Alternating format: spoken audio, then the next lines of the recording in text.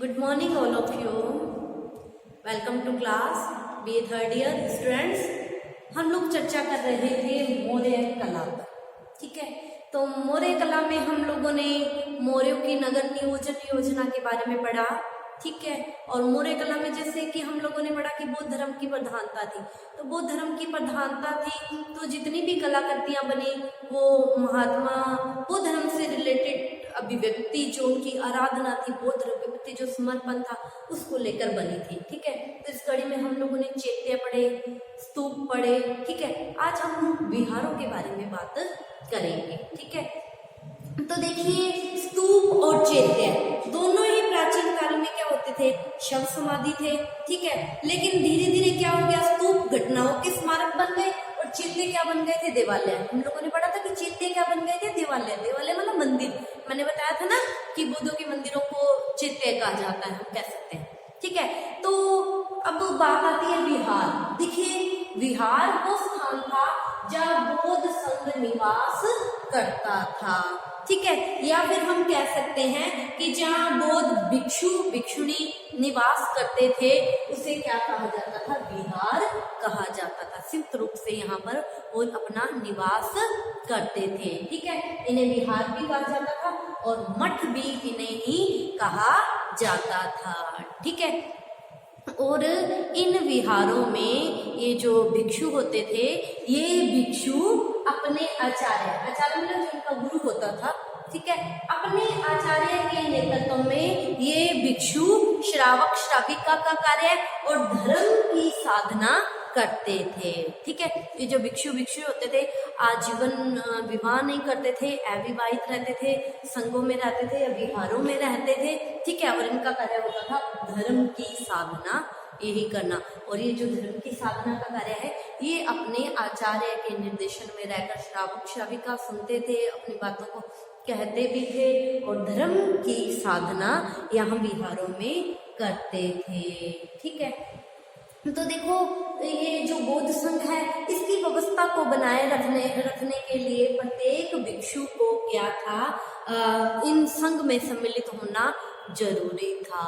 ठीक है, तो देखिए महात्मा बुद्ध की मृत्यु के पश्चात जैसे बौद्ध संघ थे उनकी शक्ति क्या हो गई, बढ़ गई। ठीक है, अब जब इनकी शक्ति बढ़ गई बौद्ध संघों की, तो इनकी जो सभाएं होती थी, किसी भी बात को निर्णय लेना है, जो भी इनकी सभा होती थी, वो इनकी सभा कहाँ पर होती थी, इन्हीं विहारों में ही होती थी। ठीक है, इन्हीं विहारों में बौद्ध संघ की सभाएं होती थी और इन्हीं विहारों में जो निर्णय होते थे वो मत के द्वारा लिए जाते थे। जैसे किसी भी बात पर चर्चा हो गई तो दो तरह के मत हो गए, तो ठीक है, मत गणना होती थी और बहुमत के आधार पर इन विहारों में निर्णय लिए जाते थे।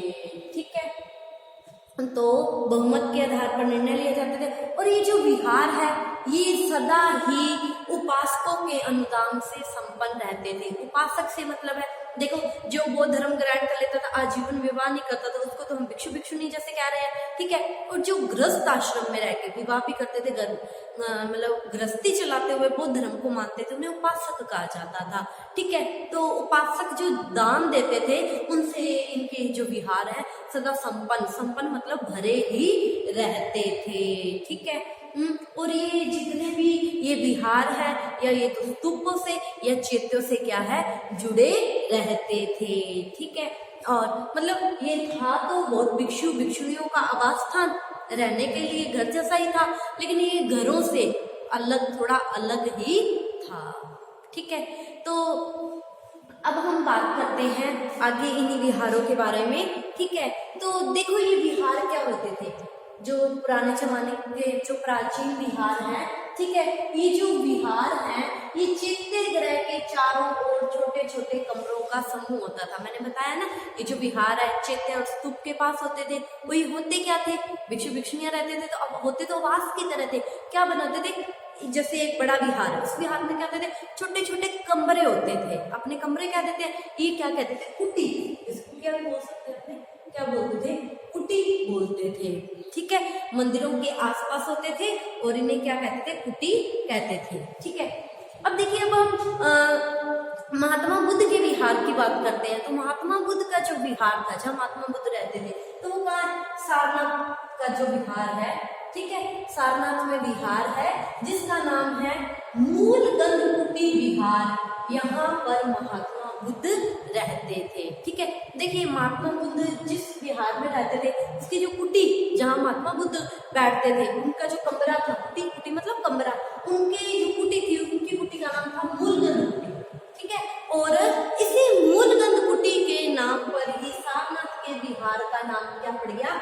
मूलगंधकुटी विहार पड़ गया, ठीक है। तो देखिए कई बार छोटा क्वेश्चन भी आ जाता है इस पे, तो आप इस चीज को थोड़ा सा ध्यान में रखना कि सारनाथ में है महात्मा बुद्ध का विहार जिसका नाम क्या? मूलगंधकुटी विहार, और इनकी जो कुटिया थी वहां पर उसका क्या नाम था? मूलगंधकुटी, ठीक है।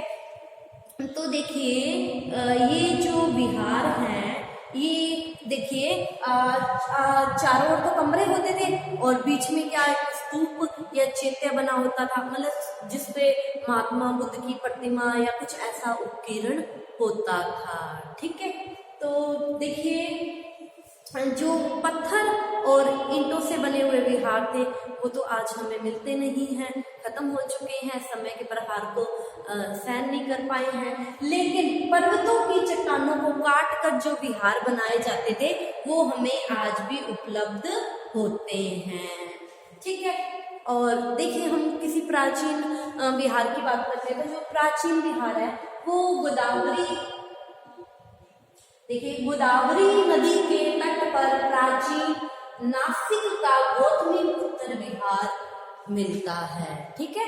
कहाँ? गोदावरी नदी के तट पर प्राचीन मतलब पुराना, नासिक का गौतमीपुत्र, गौतमीपुत्र वही गौतमीपुत्र हम लोगों ने पढ़ा था, गौतमीपुत्र सातकर्णी, ठीक है। तो गौतमीपुत्र विहार मिलता है, ठीक है। और हम लोग ये बात पहले भी पढ़ चुके हैं जब मैंने बौद्ध धर्म पढ़ाया था। बौद्ध धर्म आगे चल के 2 शाखाओं में बट गया था, ठीक है, हीनयान और महायान। जो चौथी बौद्ध संगीति हुई थी उसके दौरान 2 शाखाओं में बट गया था।